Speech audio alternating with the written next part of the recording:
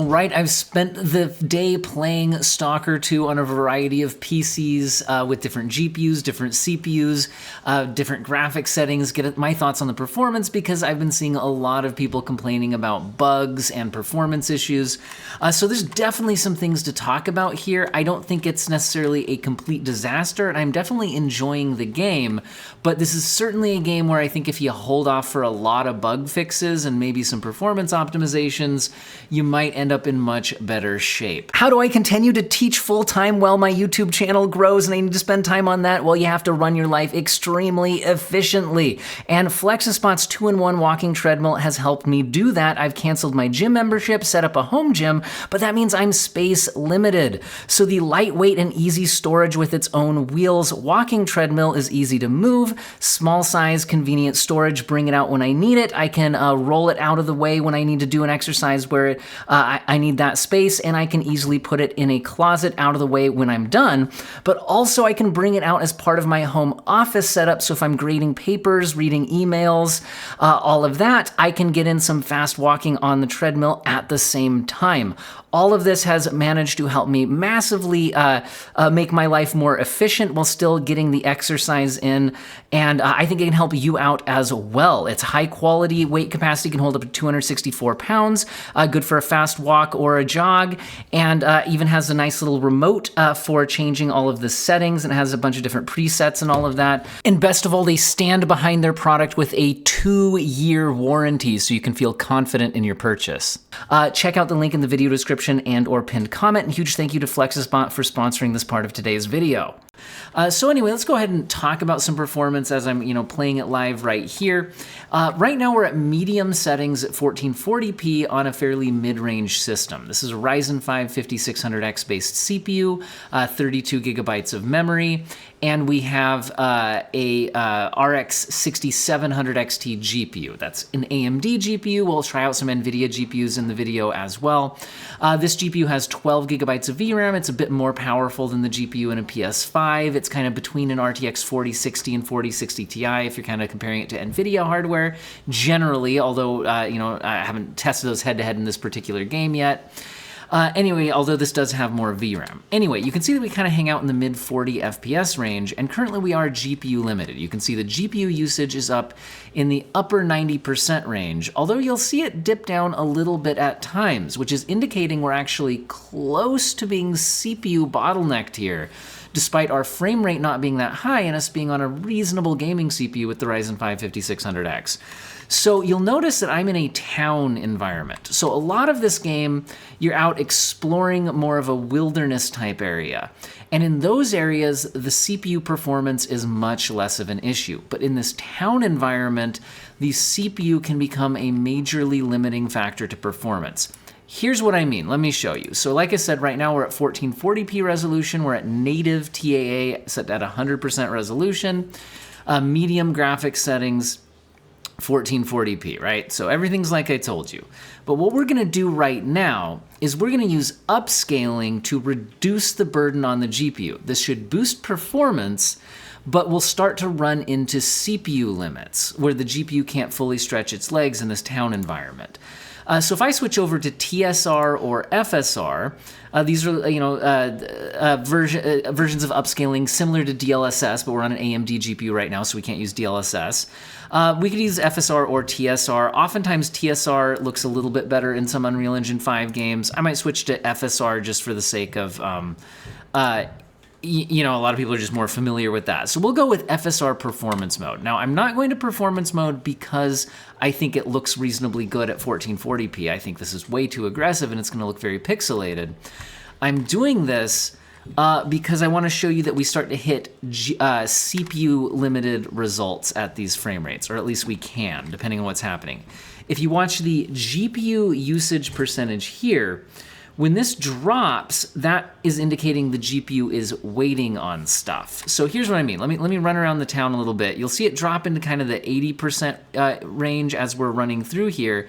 And some of the CPU cores are reporting pretty high usage. Not all of them. But generally, when you're getting GPU usage dropping and some cores are reporting in the 80-something% range, it's indicating that you're CPU limited. And you'll see that this is happening when we're not even at 60 frames per second. So in other words, a Ryzen 5 5600X cannot maintain a stable 60 FPS in this town area. So the town area of the game can be very, very CPU limited. However, if we go ahead and get out of the more populated areas, if we go ahead and run out of town, I haven't done this exact benchmark run yet, but I have a feeling we're going to see the GPU usage start to creep closer to 100%. And our overall frame rates go up. And look, I was right. So right here, just right out of town, you can see the GPU usage much closer to 100%, and the overall frame rates are now up into the mid-70s. I could reset the average frame rate counter. So basically, if a mid-range gaming CPU reasonable... Oh, I walked into an anomaly. Attacked by that wind thing. Anyway, wasn't paying attention. Talking about the benchmark run.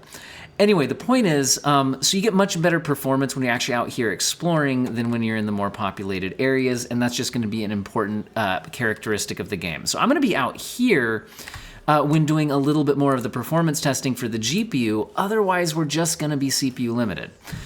So now what I want to do is go to a more reasonable FSR setting, which would be FSR quality, a much less aggressive upscale, more internal rendering resolution, but still not native.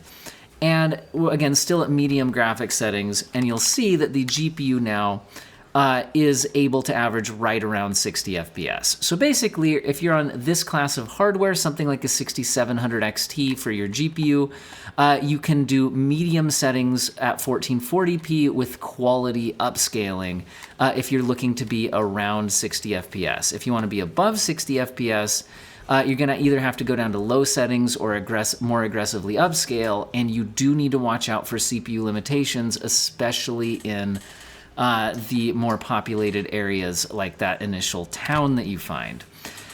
Anyway, the other thing we could look at is what if we were playing on this class of hardware at more like 1080p resolution. So we'll drop to 1080p real quick. So it'll take just a second for that to switch back over. By the way, I'm capturing on an external PC through a capture card, so the recording itself doesn't have any impact on the performance. So here you can see that our frame rate is now up closer to 80 plus, does dip into the 70s, but more like that.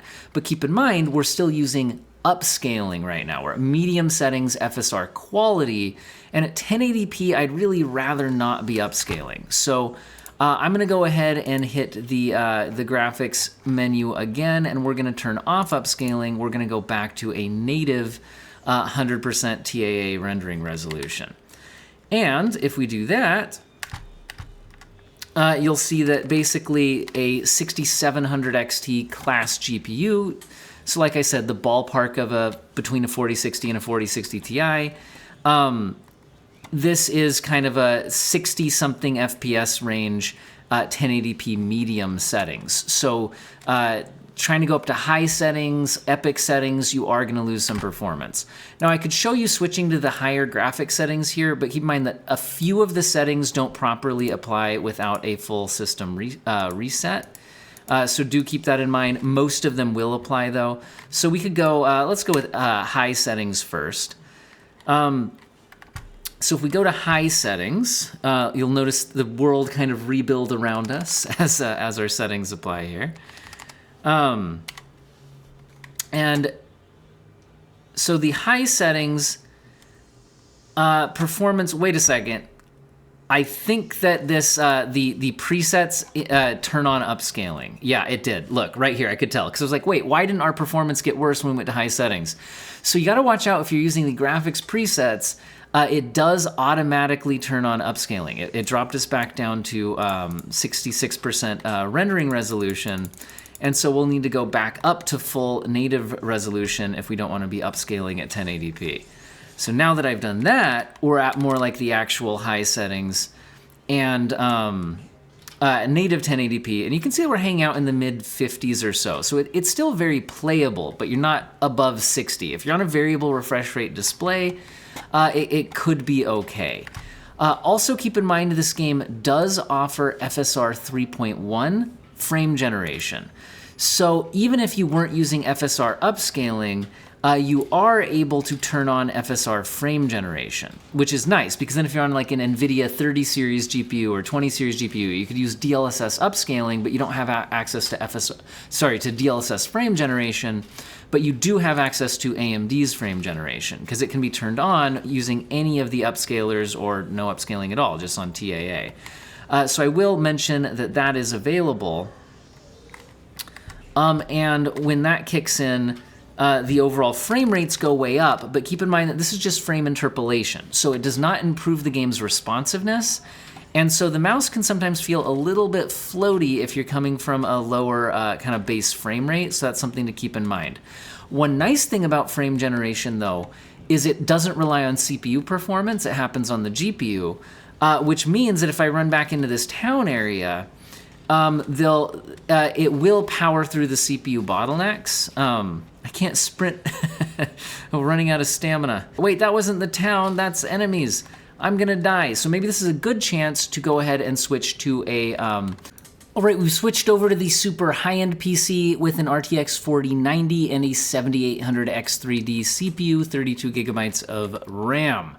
And you can see here that the game completely maxed out at 4K resolution in the town area is running below 60 FPS, although again, this is a full native 4K resolution, no upscaling, and complete maximum settings. So it's not actually uncommon for games at those settings to run below 60 on an RTX 4090.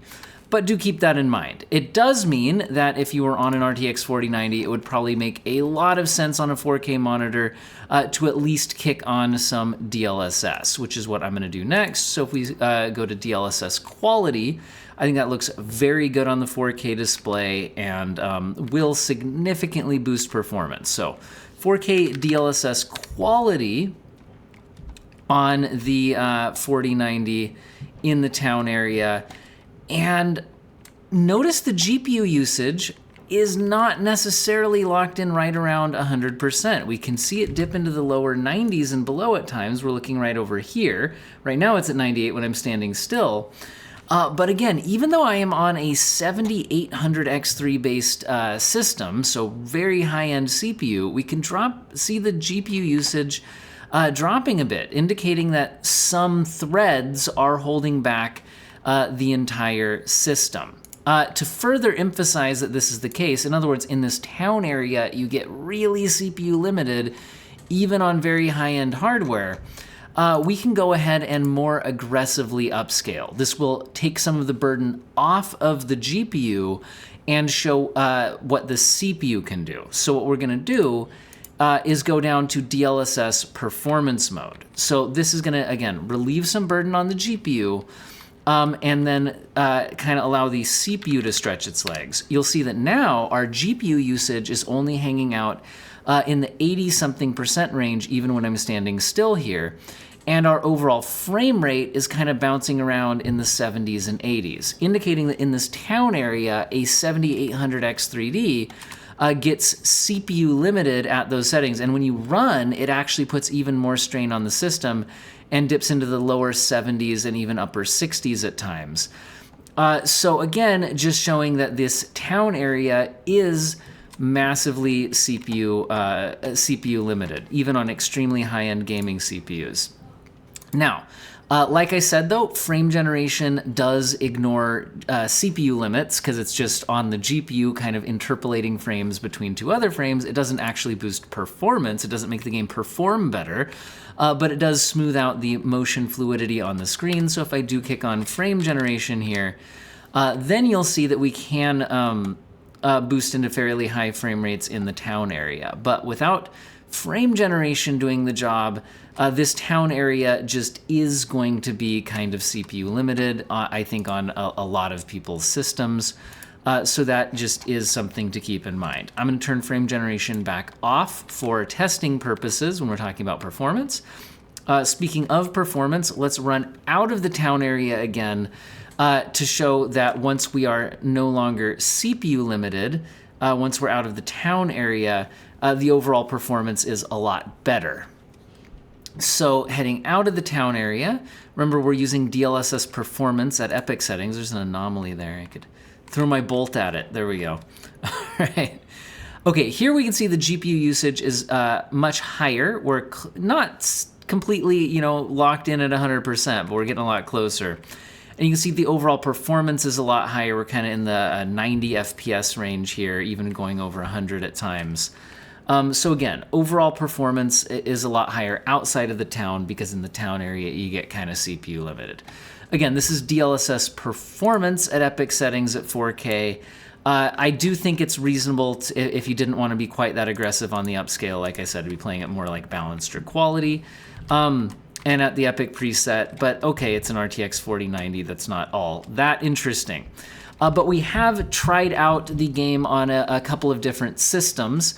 I am interested in trying out something really low end. I don't have super low end CPUs, but I want to throw in a low end GPU just for the sake of seeing what the GPU is able to do. So I'm going to go ahead and pop a much lower end GPU into my high end CPU system so we can explore the GPU limits of some lower end hardware. I decided to put in the lowest end GPU on the min spec list, which was a GTX 1066 gigabyte listed by the game devs. And, well, we're currently at the low settings at 1080p. It is native 1080p resolution. So that is low settings, TAA 100% resolution scale. This is 1080p, again, GTX 1066 gigabyte. We are on the high-end 7800X 3D based CPU system in order to basically just test out how this GPU can do without being held back by anything else within an older system.